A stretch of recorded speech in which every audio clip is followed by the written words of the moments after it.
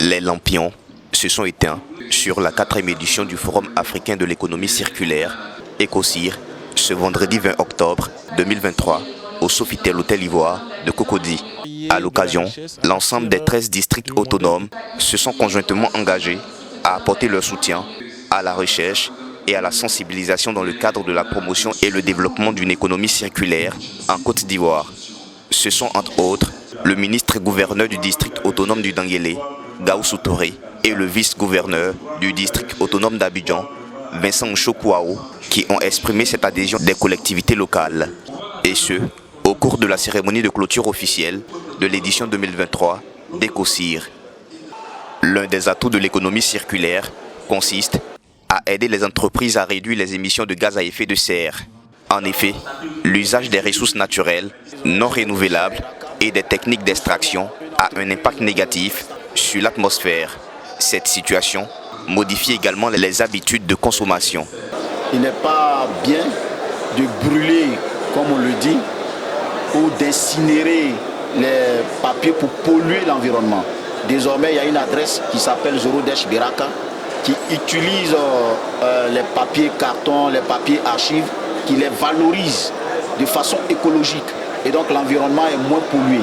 Donc nous leur recommandons notre entreprise pour qu'ensemble nous protégions notre biotope, notre milieu, notre environnement. La terre qu'on creuse pour faire les fosses septiques, les fouilles, donc cette terre-là que nous recueillons pour sortir ces briques-là, sans toutefois dégrader l'environnement, parce qu'on ne va pas ailleurs pour faire un décapage pour détruire l'environnement.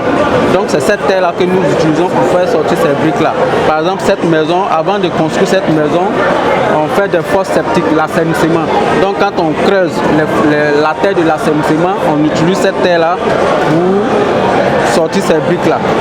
Il faut souligner que certains secteurs, bien qu'ils soient indispensables au quotidien des habitants, font partie des plus polluants au monde. Il s'agit par exemple de l'agriculture intensive, de la mode, de l'élevage à grande échelle et bien d'autres. Aujourd'hui, les États du monde entier émettent de plus en plus des réglementations environnementales auxquelles les entreprises doivent se confier. Exercer son activité en s'appuyant sur les règles de l'économie circulaire permet aux établissements de se démarquer et de réduire leurs consommateurs. Et on attend de la population qui fait partie intégrante de la chaîne de valeur de l'économie circulaire à poser un acte, à savoir, c'est vrai que les décideurs politiques n'ont pas encore mis en place certaines choses importantes, mais on incite par exemple le consommateur à faire un tri des déchets, à savoir qu'il faut valoriser quelque chose dont tu n'as plus besoin, tel que le réemploi ou le recyclage. Et il y a un élément important qui est ressorti. Si on a un téléphone portable qui tombe en panne, il serait intéressant de le réparer plutôt que de le mettre à la poubelle et d'en acheter un autre. Rappelons que l'économie circulaire en Côte d'Ivoire a été l'affaire du gouvernement Begré-Mambé, qui a été pignon essentiel. Il déclare que l'économie circulaire est de dire que rien dans la vie ne meurt, tout se transforme. Cette économie permet de stabiliser la consommation, de l'améliorer et de faire en sorte qu'on impacte le moins possible l'environnement. Monsieur le ministre a demandé que chacun puisse jouer sa partition parce que la forêt ivoirienne est un patrimoine commun. Et là, nous sommes au stand de la Fondation Soundélé parce que cette fondation pose des grands actes dans le sens de la reconstitution de la forêt ivoirienne. Elle jouit d'une notoriété qui va au-delà des frontières de la Côte d'Ivoire. Donc nous sommes là pour lui apporter notre soutien, mais en même temps pour lui dire notre admiration pour toutes ces œuvres en faveur de la reconstitution de la forêt ivoirienne. Quand j'ai pris l'Institut d'économie circulaire en main, il était question pour moi de vulgariser cette notion parce qu'en moi, c'est une approche qui permet de construire nos pays, c'est une approche qui permet d'avoir des villes résilientes, les villes économiques, les villes avec des zéro émission et des villes salubres.